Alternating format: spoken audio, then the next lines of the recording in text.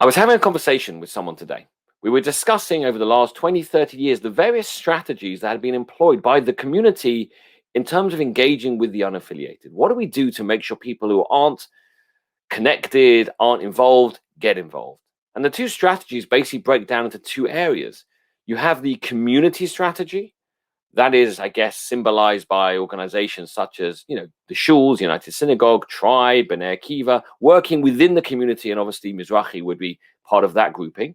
And then the second grouping is sort of the outreach movements, the kind of Aish and Jaeli kind of working in a very powerful way, mainly with a different audience, sort of students and young professionals, to inspire them as well. Both have the same goal. Both are trying to inspire and wake up Jews, I guess young Jews, to the beauty of Judaism and the beauty of a Jewish way of life. But the question is one better than the other? And again, I'm not going to say which one is better. Obviously, you probably can see from my journey through, Tribe and B'nai Akiva Tribe and now Mizrahi, that I subscribe much more to the community system. And I'll try and explain why by a beautiful idea in this week's Parsha.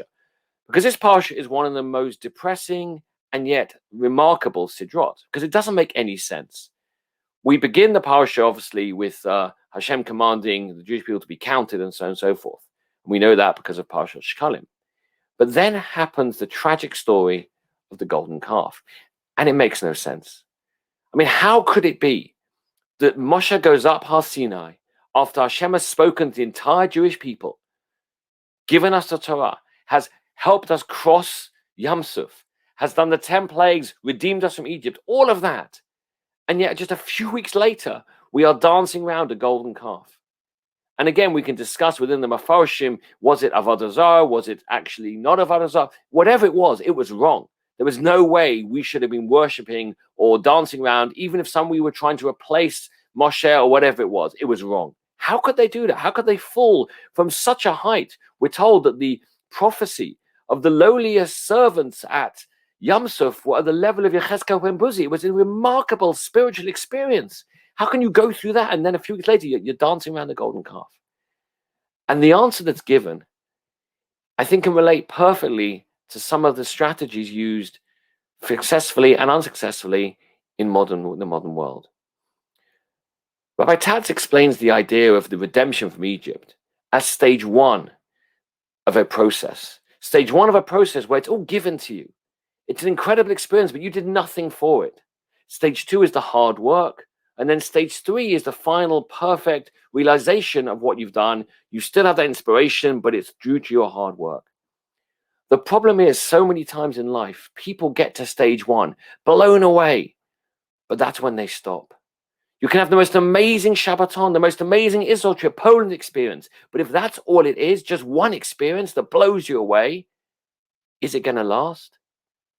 The golden calf was because it was just an experience. They hadn't internalized yet what it was to be B'nai Yisrael, to be B'nai Torah, to commit their lives to Torah.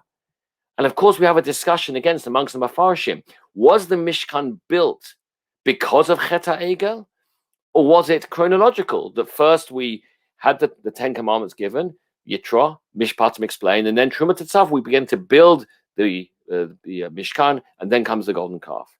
And again, there's two different discussions about it. One says it is, one says it isn't. But for me, what is the idea of the Mishkan in Truma Tetzav and V'yaka Pekuda? What is the idea of building a home for Hashem?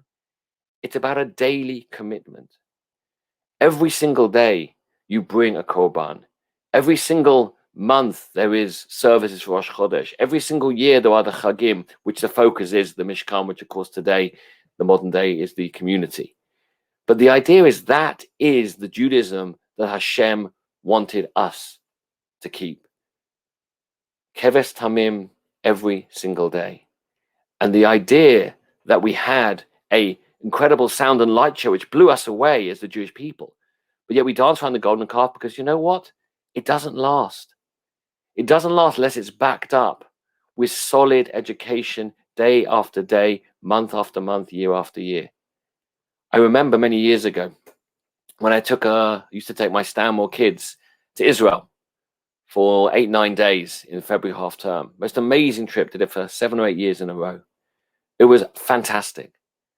And the most powerful thing for us was, of course, Friday night at the Kotel. We had a whole week building up to it. Friday night at the Kotel, dancing with the soldiers, then going up to have dinner overlooking the Kotel on one of the balconies of the Shivot of the Old City, and then going down again afterwards to sit by the Kotel at 10 o'clock at night, all alone, us with the stones. It was just magical. And I remember one time talking to one of the Madrachim, and she said to me, how can we do this? How can we take these kids and put them on this height of spiritual ecstasy over this trip? Isn't it immature? Isn't it irresponsible because they're just going to crash when they get home? I remember my answer I said to her then. I said it would be wrong if we were letting them go back and that was it.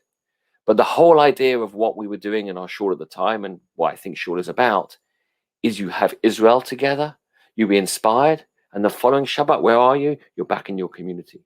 There's a continuity. You can take the inspiration and you can ground it and you can grow with it. And that to me is the secret. Any strategy has to be inspire people, but then carry on the connection. It can't simply be a one-off. One-offs don't work because it fades. We learned in despair that it didn't work with Chet Egel. It wasn't enough yet. They hadn't yet, as the Jewish people, learned the daily life of a Jew. They were still relying on the incredible experiences rather than the day-to-day. It's a lesson, as I said, that we can all learn from. I think everyone in the world of outreach and education is doing the best they can. But we have to realize, unless we can communicate to people an ongoing connection with Judaism, not simply one trip or one weekend, it's ultimately going to end in failure. Shabbat Shalom.